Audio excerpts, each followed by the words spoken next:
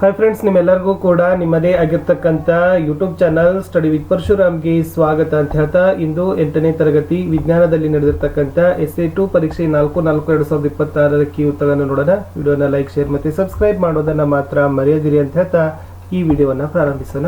So already ನಾವು ಹಾಕಿರ್ತಕ್ಕಂಥ ಪ್ರಶ್ನೆಗಳು ತುಂಬಾನೇ ಬಂದಿತ್ತು. ನೀವು ಕೂಡ ವಿಡಿಯೋಗಳನ್ನು ನೋಡಿದರೆ ಗೊತ್ತಾಗ್ತದೆ.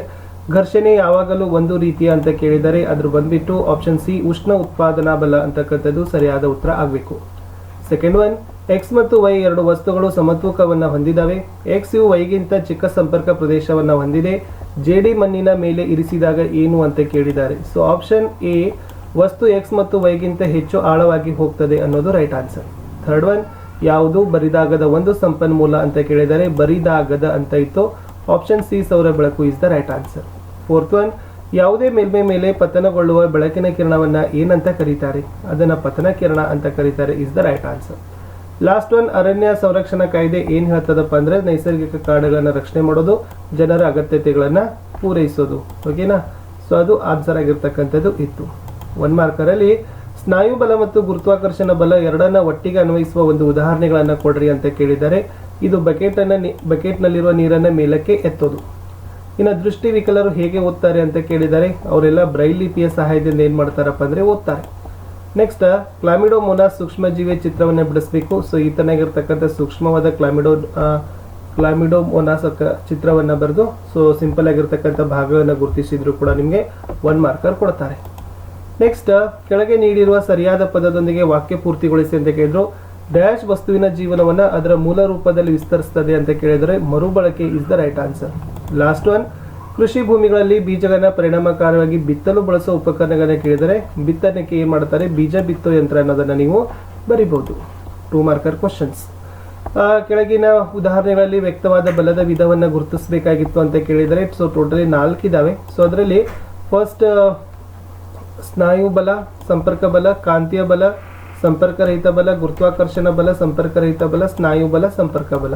ಸೊ ಅವುಗಳನ್ನ ನೀವೇನು ಮಾಡಬೇಕಾಗಿತ್ತು? ಬರಿಬೇಕಾಗಿತ್ತು. ಆಲ್ರೆಡಿ ಅದನ್ನು ಬರೆದಿದ್ದಾರೆ. ಇನ್ನು ಹನಿ ನೀರಾವರಿ ವ್ಯವಸ್ಥೆ ಉತ್ತಮ ನೀರಾವರಿ ವಿಧಾನ ಅಂತ ಕರಿತೀವಿ. ಏಕೆ? ಹೌದು, ಯಾಕಂದ್ರೆ ಅದು ನೀರು ನೇರವಾಗಿ ಸಸ್ಯದ ಬೇರುಗಳ ಬಳಿ ಹನಿ ಹನಿಯಾಗಿ ಬೀಳುತ್ತದೆ. ಇದರಿಂದ ನೀರಿನ ಪೋಲು ತಡೆಗಟ್ಟಬಹುದು ಮತ್ತೆ ನೀರಿನ ಅಭಾವವಿರುವ ಪ್ರದೇಶಗಳಲ್ಲಿ ಇದು ಹೆಚ್ಚು ಸೂಕ್ತವಾಗಿದೆ. ಇನ್ನು ಮರು ಅರಣ್ಯೀಕರಣ ಸಸ್ಯವರ್ಗ ಮತ್ತು ಪ್ರಾಣಿ ವರ್ಗಗಳ ಸಂರಕ್ಷಣೆಯಲ್ಲಿ ಹೇಗೆ ಸಹಾಯ ಮಾಡುತ್ತದೆ ಅಂತ ಕೇಳಿದ್ದಾರೆ. ಹೌದು, ಇದು ನಾಶವಾದ ಅರಣ್ಯವನ್ನು ಮರುಸ್ಥಾಪನೆ ಮಾಡುತ್ತದೆ, ವನ್ಯಜೀವಿಗಳಿಗೆ ಆವಾಸ ಸ್ಥಾನದ ಜೀವ ವೈವಿಧ್ಯತೆಯನ್ನು ಸಂರಕ್ಷಿಸುತ್ತದೆ, ಪರಿಸರದ ಸಮತೋಲನವನ್ನು ಕಾಪಾಡ್ತದೆ ಅನ್ನೋದನ್ನ ಬರಿಬೇಕು. ನೆಕ್ಸ್ಟ್, ಮಾನವನ ಕಣ್ಣಿನ ರಚನೆ ಚಿತ್ರ. ಲಾಸ್ಟ್ ಟೈಮು ಕೂಡ ಅದನ್ನ ಮಾಡೆಲ್ ಅಲ್ಲಿ ಕೇಳಿದ್ರು. ಸೊ ಈತನಾಗಿರ್ತಕ್ಕಂಥ ಕಣ್ಣಿನ ರಚನೆ ಚಿತ್ರವನ್ನ ಬರೆದು ನೀಟಾಗಿ ಭಾಗನ ಗುರುತಿಸಿದ್ರೆ 2 ಮಾರ್ಕ್ಸ್ ಕೊಡ್ತಿದ್ರು. ಇನ್ನು ಭೂಕಂಪನಗಳನ್ನ ವಿಕೋಪಗಳು ಅಂತ ಪರಿಗಣಿಸಲಾಗುವುದು. ಈ ಹೇಳಿಕೆಗೆ ಸಮರ್ಥಿಸಿರಿ ಅಂತ ಕೇಳಿದ್ದಾರೆ. ಹೌದು, ಅದೇನ್ ಮಾಡ್ತಾವಪ್ಪ ಅಂದ್ರೆ ಈ ಭೂಕಂಪಗಳು ಹಠಾತ್ ಆಗಿ ಸಂಭವಿಸ್ತವೆ ಮತ್ತು ಯಾವುದೇ ರೀತಿಯಾಗಿರ್ತಕ್ಕಂಥ ಮುನ್ಸೂಚನೆಯನ್ನ ಕೊಡೋದಿಲ್ಲ. ಇವುಗಳಿಂದ ಅಪಾರ ಪ್ರಮಾಣದ ಜೀವಹಾನಿ, ಆಸ್ತಿ ಪಾಸ್ತಿ ನಷ್ಟ ಉಂಟಾಗ್ತದೆ. ಸೊ ಹೀಗಾಗಿ ಇವುಗಳನ್ನೇ ನಾವು ವಿಕೋಪಗಳು ಅಂತಾನೆ ಕರೆಯೋದು. ನೆಕ್ಸ್ಟ್ ಒನ್, ಕಬ್ಬಿಣದ ವಸ್ತುಗಳನ್ನ ಕ್ರೋಮಿಯಂನಿಂದ ಏಕೆ ವಿದ್ಯುಲ್ಲೇಪನ ಮಾಡ್ತಾರೆ ಅಂತ ಕೇಳಿದ್ರು. So it's a very easy. So chromium ಹೊಳಪನ್ನು ಹೊಂದಿರ್ತದೆ ಮತ್ತೆ ಅದು ತುಕ್ಕು ಹಿಡಿಯೋದಿಲ್ಲ. ಈ ಕಬ್ಬಿಣದ ವಸ್ತುಗಳು ತುಕ್ಕು ಹಿಡಿಯದಂತೆ ತಡೆಯಲು ಮತ್ತೆ ಅವುಗಳಿಗೆ ಆಕರ್ಷಕವಾದ ನೋಟವನ್ನು ನೀಡಲು ಅದಕ್ಕೆ ಕ್ರೋಮಿಯಂನ ವಿದ್ಯುಲ್ಲೇಪನವನ್ನು ಏನ್ ಮಾಡ್ತಾರಪ್ಪ ಅಂದ್ರೆ ಮಾಡ್ತಾರೆ ಅಂತ ಬರೆದ್ರೆ 2 ಮಾರ್ಕರ್ ನಿಮಗೆ ಇತ್ತು. ಇನ್ನು 3 ಮಾರ್ಕರಲ್ಲಿ ಆಲ್ರೆಡಿ ರಿಪೀಟೆಡ್ ಕ್ವಶನ್. ಘರ್ಷಣೆ ಒಂದು ವರ ಹೌದು, ವಿವರಿಸ್ರಿ. ಮತ್ತೆ ಅಪಘರ್ಷಕ ತೈಲಗಳ ಉಪಯೋಗ. ಇಲ್ಲಿ ಘರ್ಷಣೆ ಒಂದು ವರವೂ ಹೌದು, ಏಕೆಂದ್ರೆ ಸೊ ಘರ್ಷಣೆಯಿಂದಾಗಿ ನಾವು ನೆಲದ ಮೇಲೆ ನಡೆಯಲು ಸಾಧ್ಯ, ಈ ವಾಹನಗಳು ರಸ್ತೆಯ ಮೇಲೆ ಚಲಿಸಲು ನಿಲ್ಲಲು ಸಾಧ್ಯ, ಹಾಗೂ ಬೆಂಕಿ ಪೊಟ್ಟಣದಿಂದ ಬೆಂಕಿ ಹಚ್ಚಲು ಸಾಧ್ಯವಾಗ್ತದೆ. ಇನ್ನು ಅಪಘರ್ಷಕ ತೈಲಗಳ ಉಪಯೋಗ ಕೇಳಿದ್ರಲ್ಲ, ಇದು ಯಂತ್ರದ ಸವೆತ ಕಡಿಮೆ ಮಾಡ್ತದೆ, ಯಂತ್ರದ ದಕ್ಷತೆಯನ್ನು ಹೆಚ್ಚಿಸ್ತದೆ. ಇಷ್ಟು ಬರೆದ್ರೆ ಸಾಕು. ನೆಕ್ಸ್ಟ್, ನಾವು ಕೆಮ್ಮುವಾಗ ಅಥವಾ ಸೀನುವಾಗ ಮೂಗು ಮತ್ತು ಬಾಯಿಯನ್ನ ಕರವಸ್ತ್ರದಿಂದ ಮುಚ್ಚಿಕೊಳ್ಳಬೇಕು. ಏಕೆ? ಎಸ್, ಇಲ್ಲಿ ಕೆಮ್ಮುವಾಗ ಮತ್ತೆ ಸೀನುವಾಗ ಕರವಸ್ತ್ರವನ್ನು ಬಳಸಲೇಬೇಕು. ಏಕೆಂದ್ರೆ ಇದು ನಮ್ಮ ದೇಹದೊಳಗಿನ ರೋಗಾಣುಗಳು ಗಾಳಿಯ ಮೂಲಕ ಇತರರಿಗೆ ಹರಡೋದನ್ನು ತಡೀತದೆ ಮತ್ತೆ ಸೋಂಕಿನಿಂದ ರಕ್ಷಿಸಿಕೊಳ್ಳಲು ನಾವು ಕರವಸ್ತ್ರವನ್ನು ಬಳಸೋದು ಅತಿ ಅಗತ್ಯವಾಗಿದೆ ಅನ್ನೋದನ್ನ ಬರಿಬೇಕು. ಇದು 19ನೇ ಪ್ರಶ್ನೆ. ನೀರಿನ ಮೂಲಕ ವಿದ್ಯುತ್ ಪ್ರವಹಿಸೋದನ್ನು ತೋರಿಸೋ ಚಿತ್ರವನ್ನ ಬರೀರಿ. ನೆಕ್ಸ್ಟ್, ಕೆಳಗಿನ ಭಾಗಗಳನ್ನು ಗುರುತಿಸಬೇಕು. ಕಾರ್ಬನ್ ದಂಡ ಮತ್ತು ಲೋಹದ ಟೊಪ್ಪಿಗೆ ಅಂತ ಕೊಟ್ಟಿದ್ದಾರೆ. ಸೊ ಇದನ್ನಾಗಿರ್ತಕ್ಕಂಥ ನೀಟಾಗಿ ಚಿತ್ರವನ್ನ ನೀವು ಏನ್ ಮಾಡ್ಬೇಕಪ್ಪ ಅಂತಂದ್ರೆ ಬಿಡಿಸಿ. ಇದು ಗ್ರಾಫೈಟ್ ದಂಡ ಇದೆ ನೋಡಿ, ಓಕೆನಾ. ಆಮೇಲೆ ಇದು ರಬ್ಬರ್ ಬುರುಡೆ ಇದೆ. ಸೊ ನೀಟಾಗಿರ್ತಕ್ಕಂಥ ಅವರು ಕೊಟ್ಟಿರ್ತಕ್ಕಂಥ ಭಾಗಗಳ ಜೊತೆಗೆ ಹೆಚ್ಚಿನ ಭಾಗಗಳನ್ನು ಗುರುತಿಸಿದ್ರು ಕೂಡ ಅಡ್ಡಿ ಇಲ್ಲ. ಸೊ ಅದಕ್ಕೂ ಕೂಡ ನಿಮ್ಗೆ ಏನು ಮಾಡ್ತಾರಪ್ಪ ಅಂತಂದರೆ ಅಂಕಗಳನ್ನು ಕೊಡ್ತಾರೆ. ನೆಕ್ಸ್ಟ್ ಒನ್, ಪ್ಲಾಸ್ಟಿಕ್ ತಟ್ಟೆಯನ್ನು ಸ್ಟೀಲ್ ಚಮಚದಿಂದ ಒಂದು ನಿರ್ವಾತ ಕೊಠಡಿಯಲ್ಲಿ ಬಡಿಯಲಾಗುವುದು. ನೀಡಿರೋ ಹೇಳಿಕೆಯಲ್ಲಿ ಯಾವ ವಸ್ತು ಕಂಪಿಸ್ತದೆ, ಶಬ್ದ ಕೇಳಿಸ್ತದ, ಸಂಪರ್ಕಿಸಿರಿ ಅಂತ ಕೇಳಿದ್ದಾರೆ. ಇಲ್ಲಿ ಎರಡೂ ವಸ್ತುಗಳು ಕಂಪ್ತಾವೆ. ಯಾಕೆಂದರೆ ಏನು ಹೇಳ್ಬೋದು ಅಂದರೆ ಶಬ್ದ ಕೇಳಲು ಸಾಧ್ಯವಿಲ್ಲ, ಏಕೆಂದರೆ ಶಬ್ದ ಪ್ರಸರಣವಾಗಲು ಮಾಧ್ಯಮದ ಗಾಳಿ ಅವಶ್ಯಕತೆ ಇದೆ.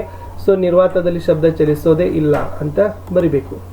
ಇನ್ನು ಕೋಷ್ಟಕ ನೋಡಿ, LMNOP ಮತ್ತು ಕ್ಯೂಗಳನ್ನು ಕೊಟ್ಟಿದ್ದಾರೆ. ಗ್ರಂಥಿ, ಹಾರ್ಮೋನು ಮತ್ತು ಕಾರ್ಯ ಅಂತ ಇದೆ. ಸೊ ಇಲ್ಲಿ ಇನ್ಸುಲಿನ್ ಕೊಟ್ಟಿದ್ರೆ ಇನ್ಸುಲಿನ್ನ ಗ್ರಂಥಿ ಬರಿಬೇಕು, ಅದರ ಕಾರ್ಯವನ್ನು ಬರಿಬೇಕು. ಥೈರಾಯ್ಡ್ ಗ್ರಂಥಿ ಕೊಟ್ಟಿದ್ರೆ ಅದರ ಹಾರ್ಮೋನು, ಅದರ ಕಾರ್ಯ ಬರಿಬೇಕು. ದೇಹದ ಒತ್ತಡ ಹೊಂದಿಕೊಳ್ಳಲು ಸಹಾಯ ಮಾಡೋ ಹಾರ್ಮೋನು ಯಾವುದು, ಅದರ ಗ್ರಂಥಿಗಳನ್ನು ಬರಿಬೇಕು. ಈ ತರನಾಗಿರ್ತಕ್ಕಂಥ ಕೋಷ್ಟಕವನ್ನು ತುಂಬಬೇಕು. ಅದು ಮೇದೋಜೀರಕ ಗ್ರಂಥಿ, ರಕ್ತದಲ್ಲಿನ ಸಕ್ಕರೆ ಮಟ್ಟ ನಿಯಂತ್ರಿಸೋದು, ಥೈರಾಕ್ಸಿನ್, ಬೆಳವಣಿಗೆ ನಿಯಂತ್ರಣ, ಆಡ್ರಿನಲಿನ್ ಗ್ರಂಥಿ ಮತ್ತು ಆಡ್ರಿನಲಿನ್ ಅನ್ನೋದನ್ನು ನೀವೇನು ಮಾಡಬೇಕಾಗಿತ್ತು, ಬರಿಬೇಕಾಗಿತ್ತು. ಇಷ್ಟು ಉತ್ತರಗಳನ್ನು ನಿಮಗೆ ಕೊಡ್ತಿದ್ರು. 4 ಮಾರ್ಕರ್ ಕ್ವಶನ್, ಕಲ್ಲಿದ್ದಲು ಅನಿಲವನ್ನು ಹೇಗೆ ಪಡೆಯಲಾಗ್ತದೆ, ಅದರ ಒಂದು ಉಪಯೋಗವನ್ನು ಬರೀರಿ. ಅತಿ ಶುದ್ಧ ರೂಪದ ಕಾರ್ಬನ್ ಅನ್ನು ಹೆಸರಿಸಿರಿ. Yes, it's a very easy ಆಗಿರ್ತಕ್ಕಂಥ ಉತ್ತರ. ಈ ಕಲ್ಲಿದ್ದಲನ್ನು ಸಂಸ್ಕರಿಸಿ ಕೋಕನ್ನು ಪಡೆಯುವಾಗ ನಮಗೆ ಕಲ್ಲಿದ್ದಲು ಅನಿಲ ಏನಾಗ್ತದಪ್ಪ ಅಂತಂದರೆ ಸಿಗ್ತದ. ಓಕೆನಾ, ಇದನ್ನು ಕೈಗಾರಿಕೆಯಲ್ಲಿ ಬಳಸ್ತೀವಿ. ಅತ್ಯಂತ ಕಾರ್ಬನ್ನ ಸರಳ ಶುದ್ಧ ರೂಪ ಯಾವುದಪ್ಪ ಅಂದರೆ ಅದು ವಜ್ರ ಅಂತ ನಾವೇನು ಮಾಡ್ಬೋದು, ಬರಿಬೋದು. ಇನ್ನು ಮಾನವನ ಗಂಡು ಸಂತಾನೋತ್ಪತ್ತಿ ವ್ಯೂಹದ ರಚನೆಯನ್ನು ತೋರಿಸ್ತಕ್ಕಂಥ ಚಿತ್ರ ಬರೆದು ವೀರ್ಯ ಉತ್ಪಾದನೆಗೆ ಕಾರಣವಾಗುವ ಭಾಗ ಮತ್ತು ವೀರ್ಯನಾಳವನ್ನು ಗುರುತಿಸಬೇಕು. ಸೊ ಈ ತರನಾಗಿರ್ತಕ್ಕಂಥ ನೀವೇನು ಮಾಡಬೇಕಾಗಿತ್ತಪ್ಪ ಅಂದರೆ ಮಾನವನ ಗಂಡು ಸಂತಾನೋತ್ಪತ್ತಿ ವ್ಯೂಹದ ರಚನೆಯನ್ನು ಚಿತ್ರವನ್ನು ಬಿಡಿಸಿ ಭಾಗಗಳನ್ನು ಗುರುತಿಸಿದ್ರೆ ಸೊ ಕಂಟಿನ್ಯೂ ಆಗಿರ್ತಕ್ಕಂಥ ಉತ್ತರ ಏನಾಗ್ತದಪ್ಪ ಅಂತಂದರೆ ಬರ್ತದೆ.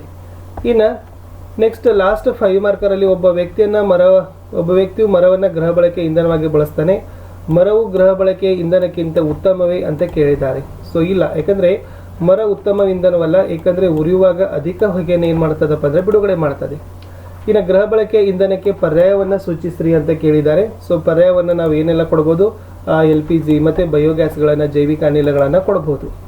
ಇನ್ನು ಒಬ್ಬ ವ್ಯಕ್ತಿ ನಿರಂತರವಾಗಿ ಮರವನ್ನು ಗೃಹ ಬಳಕೆ ಇಂಧನವಾಗಿ ಬಳಸಿದರೆ ಏನಾಗ್ತದೆ ಅಂತ ಕೇಳಿದ್ದಾರೆ. ಸೊ ನಿರಂತರವಾಗಿ ಮರಗಳನ್ನು ಬಳಸೋದ್ರಿಂದ ಅರಣ್ಯ ನಾಶವಾಗ್ತದೆ, ಪರಿಸರ ಮಾಲಿನ್ಯ ಉಂಟಾಗ್ತದೆ, ಜಾಗತಿಕ ತಾಪಮಾನ ಏರಿಕೆ ಆಗ್ತದೆ, ಆಮೇಲೆ ಪರಿಸರದಲ್ಲಿ ಸಮತೋಲನ ಅನ್ನೋದು ಏನಾಗ್ತದಪ್ಪ ಅಂದ್ರೆ ಹೋಗ್ತದೆ. ಸೊ ಇಷ್ಟು ನೀವೇನು ಮಾಡಬೇಕಾಗಿತ್ತಪ್ಪ ಅಂತಂದರೆ 8th ಸೈನ್ಸ್ನ SA2 ಕ್ವಶನ್ ಪೇಪರ್ನ ಕೀ ಆನ್ಸರ್ಸ್ಗಳನ್ನು ಕೊಟ್ಟಿದ್ದೀವಿ. ಸೊ ಅದನ್ನು ತಾವೆಲ್ಲರೂ ನೀನೇ ಪರೀಕ್ಷೆ ಬರೆದಿರ್ಬೋದು, ಒಂದ್ಸರಿ ಕ್ರಾಸ್ ಚೆಕ್ ಮಾಡ್ಕೊಳ್ಬೋದು. ಆಮೇಲೆ ನೆಕ್ಸ್ಟ್ ನಮ್ಮ ಹುಡುಗರಿಗೂ ಕೂಡ ಮುಂದಿನ ಬ್ಯಾಚ್ದವ್ರಿಗೂ ಕೂಡ ಯೂಸ್ ಆಗ್ತದೆ ಅಂತ ಹೇಳ್ತಾ ಇಲ್ಲಿಯವರೆಗೆ ವಿಡಿಯೋವನ್ನು ವೀಕ್ಷಿಸಿದ್ದಕ್ಕಾಗಿ ಧನ್ಯವಾದಗಳು. ಸೊ ನಾನು ಮತ್ತೆ ಸಿಗ್ತೀನಿ ಹೊಸ ವಿಡಿಯೋದಲ್ಲಿ. ಸೊ ಆಲ್ರೆಡಿ ಹಿಂದಿಗೆ ಬೇಕಾಗ್ತಕ್ಕಂಥ ಬಹಳಷ್ಟು ವಿಡಿಯೋವನ್ನು ನಾವು ನಿಮಗೆ ಅಪ್ಲೋಡ್ ಮಾಡಿದ್ದೀವಿ. ಅವೆಲ್ಲವುಗಳ ಬೆನಿಫಿಟನ್ನು ತಗೊಳ್ರಿ ಅಂತ ಹೇಳ್ತಾ ಸಿಗ್ತೀನಿ ಹೊಸ ವಿಡಿಯೋದಲ್ಲಿ. ಬಾಯ್.